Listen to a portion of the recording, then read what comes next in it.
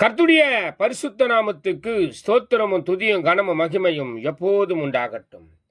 இந்த நாளை காண செய்த தேவாதி தேவனுக்கு கொடான கோடி ஸ்தோத்திரம். கர்த்தரின் மகிமை, ஆத்தும ஆதாயம், சுவிசேஷ ஊழியத்தின் சார்பாக இன்றைய நாளுக்கான சில நிமிட தேவ செய்தியை கேளுங்கள்.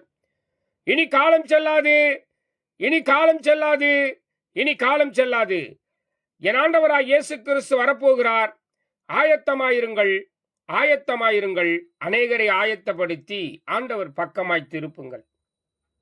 பக்கத்துணையாய், பக்கபலனாய், பக்குவமாய் பக்கத்திலேயே இருந்து எல்லா நன்மையான காரியங்களை செய்து முடிப்பார். விசேஷமாக 1 கொரிந்தியர் 9ஆம் அதிகாரம் 24ஆம் வசனம்.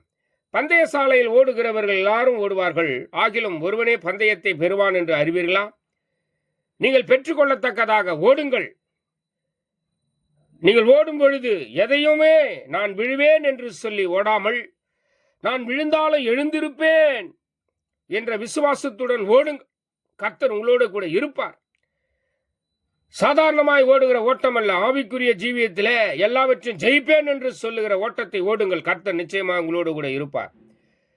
நீங்கள் விழுந்து எழுந்து ஓடத்தக்கதான பலத்தை கர்த்தர் கொடுப்பார். நீங்கள் விழுந்தாலும் எழுந்திருப்பேன் என்ற நிச்சயத்தோடு இருங்கள். கர்த்தர் உங்களோடு கூட இருந்து எல்லா காரியத்தையும் வாய்க்க பண்ணுவார். God bless you.